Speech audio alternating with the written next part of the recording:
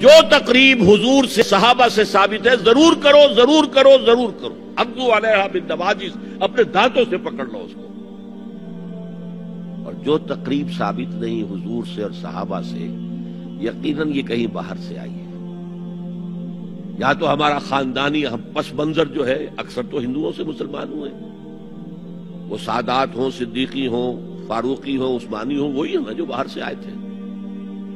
باقی تو اکثریت یہیں سے، وہ اپنا ہندوانہ پس منظر لے کر آئے. تو جس کا ثبوت صحابہ کے دور میں نہیں، وہ یقیناً باہر سے آئی ہوئی چیز ہے. اس میں پھر سادگی نہیں، اس میں کمی نہیں، جڑ سے کاٹو اس کو. اس بنیاد پر ہم نے 5 فیصلے کیے، ذرا سن لیجئے آپ بھی، اگر آپ کوئی سوشل ورک کرنا چاہیں اس کو عام کریں. نمبر 1، نکاح مسجد میں. حدیث موجود ہے، ترمذی شریف کی روایت، اعلنوا هذا النکاح واجعلوه فی المساجد. نکاح کا اعلان عام کیا کرو، مسجدوں میں منعقد کیا کرو. میں حیران ہوتا ہوں کیوں نہیں علماء کرام نے اس کی طرف توجہ دلائی. حدیث ہے. ہاں میں مانتا ہوں ان کا کہنا یہ ہے کہ یہ یہاں جو امر ہے کہ مسجد میں منعقد کرو، یہ امر وجوب کے لیے نہیں ہے، استحباب کے لیے. مستحب ہے یہ کہ مسجد میں. تو بھائی مستحب کیوں چھوڑ رہے ہو؟ وہ اس لیے چھوڑنا پڑتا ہے، مولوی بیچارے کی حیثیت ہے ہی نہیں معاشرے میں کہ وہ کہے جناب یہاں آئیے میرے پاس، میں نہیں آؤں گا آپ کے گھر نکاح پڑھانے کے لیے. وہ اپنا رجسٹر بغل میں دبائے بیٹھا سوکھتا رہتا ہے. وہ تو آنی تھی بارات عصر کے وقت، مغرب بھی جا رہی، آئی نہیں، وہ بیٹھا قریب. پہلے 20-30 روپے ملتے تھے، اب 200 300 400 ملتے ہیں. اور کیا ہے؟ میں نے انہیں یاد دلایا، دیکھو شرم کرو. عیسائیوں نے آج تک اپنے چرچ کی اور اپنے پادری کی عزت یہ رکھی ہے کہ شہزادے اور شہزادی کی شادی ہوگی وہ بھی پادری چرچ میں آئیں گے. شہزادے کی شادی ہو رہی ہے تو جو ان کی پارلیمنٹ کے ساتھ ہے چرچ، وہاں شادی ہو. وہاں پردہ نہیں ہے، لڑکا لڑکی دونوں آمنے سامنے کھڑے ہو کر قول و قرار کریں گے. ہمارے ہاں پردہ ہے تو اس لیے لڑکی کے گھر بھی جائیں گے تو لڑکی تو محفل میں نہیں آئے گی. لڑکی کا ایک وکیل ہوگا، وہ وکیل اجازت لے کر آئے گا، 2 اس کے گواہ ہوں گے، اس کے سامنے اجازت لی گئی، پھر وہ نکاح خواہ کو اجازت دیں گے، وہ نکاح پڑھا دیں گے. پہلی بات یہ ہو گئی کہ نکاح مسجد. نمبر 2، نکاح کے موقع پر کوئی دعوت طعام نہیں، کوئی ثابت نہیں. دعوت طعام صرف ایک ہے، وہ ولیمہ ہے. اور اس قدر معقول بات ہے، سب باپ اپنے سینوں پر ہاتھ رکھ کر سوچیں اور میری بات سنیں. کیا بیٹی کو گھر سے رخصت کرنے کا وقت جو ہے وہ خوشی کا وقت ہوتا ہے؟ جب بیٹی گھر سے جا رہی ہو، کوئی جانور بھی آپ قربانی کے لیے، کوئی مینڈھا کو بکرا لے آئیں 8-10 دن پہلے اور بچے مانوس ہو جائیں تو وہ جب آپ ذبح کرتے ہیں تو پچھاڑے کھاتے ہیں کہ نہیں بچے؟ اور یہ لخت جگر ہے، نور چشم ہے، 18 20 22 برس گھر میں رہی ہے، وہ جا رہی ہے. خوشی نہیں ہے وہاں، صرف یہ ہوتا ہے اے سائی آف ریلیف کہ ایک ذمہ داری کا بوجھ تھا، اللہ نے آج پورا کرا دیا، اتروا دیا بوجھ. پھر بھی اندیشہ ہوتا ہے، پتہ نہیں مزاج ملے نہ ملے، نئے ماحول میں جا رہی ہے، وہاں جا کر ایڈجسٹ ہو یا نہ ہو، اندیشے پھر بھی ہوتے ہیں. تو ان سے مرغ پلاؤ کھانا اور متنجن کھانا کوئی معقول بات نہیں. معقول بات کیا ہے؟ لڑکا، اس کا گھر آباد ہوا ہے، وہ ولیمہ کرے. اس پر باقاعدہ حدیث اولبو ولو بشاۃ، ولیمہ ضرور کرو چاہے ایک ہی بکری ہو تمہارے پاس. ذبح کرو، کاٹو، کھلاؤ گوشت اپنے دوستوں کو، احباب کو. یہاں تک کہا کہ بیسا طعام طعام الولیمہ، برا کھانا ہے ولیمے کا کہ اس میں غریبوں کو نہیں بلایا جاتا. ظاہر بات ہے مسلی کھلانے کے لیے تو ولیمہ نہیں ہوتا، اپنے احباب کو، دوستوں کو بلایا جاتا. پھر بھی میں تم سے کہتا ہوں کہ جسے ولیمے کے لیے بلایا جائے وہ اگر نہیں جائے گا تو اللہ اور اس کے رسول کے حکم کی نافرمانی کرے. تو جس رسول نے اتنی تفصیل سے حکم دیا ہو ایک دعوت کا، وہ دوسری دعوت میں بھی خیر ہوتا، میں بیان کرتا. جب نکاح مسجد میں اور کوئی دعوت طعام نہیں تو بارات کا تصور خلاص. بارات کس بلا کا نام ہے؟ قرآن میں تو کوئی ذکر ہی نہیں، عربی میں یہ لفظ ہی نہیں. اجتماعی طرفین مسجد میں ہوا، نکاح ہوا.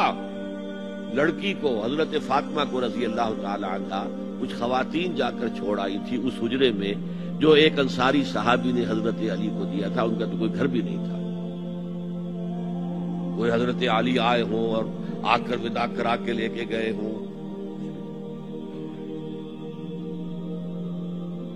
چوتھی چیز، جہیز کا کوئی تصور اسلام میں نہیں. خالص ہندوانہ رسم، خالص ہندوانہ رسم، خالص ہندوانہ رسم. ہندوؤں میں کیوں ہے؟ وہ اس لیے ہے، معقول بات ہے کہ لڑکی کا وراثت میں کوئی حصہ ہے ہی نہیں. وہ تو جب گھر سے نکل رہی ہے کچھ دے دلا کے رخصت کر دو. دان دہیج یہ خیرات ہے، لڑکی کا حق کوئی نہیں ہے گھر پر. اسلام میں تو لڑکی وارث ہے.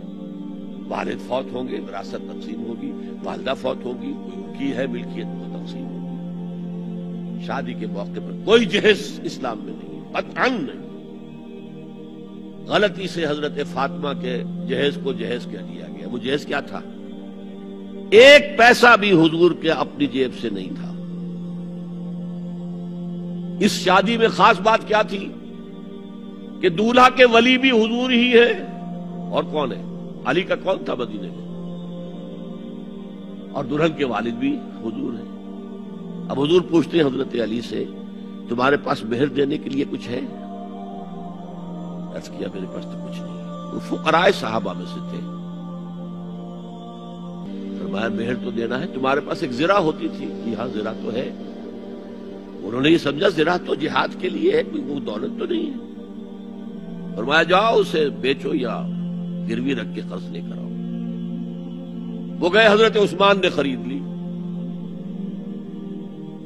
اور کچھ دنوں کے بعد واپس کر دی ہدیتاً. یہ زرہ میں ہدیہ آپ کو کر رہا ہوں. اس وقت اگر کہتے چھوڑو علی، کہاں تو لو میں پیسے دے دیتا ہوں تمہیں، تو ان کی طبیعت پر بار ہوتا.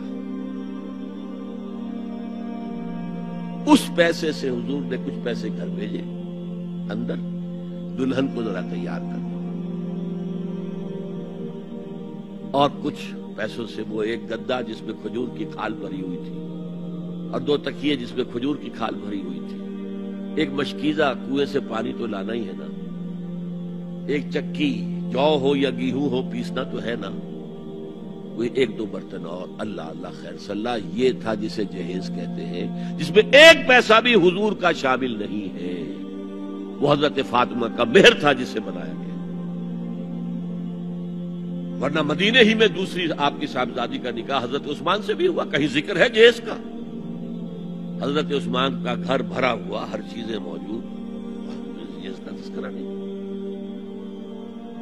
بہرحال یہ شادی کو آسان کرو، زنا کو مشکل بناؤ.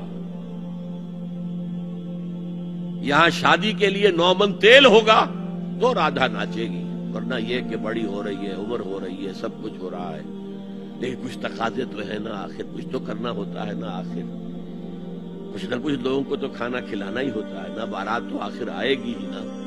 کچھ نہ کچھ تو دینا ہی ہوگا. کچھ جوڑے کپڑے، کچھ. یہ اسلام کا فلسفہ جو میں نے 4-5 باتیں آپ کو بتا. فلسفہ یہ ہے کہ لڑکی کے باپ پر ایک پیسے کا بوجھ نہیں.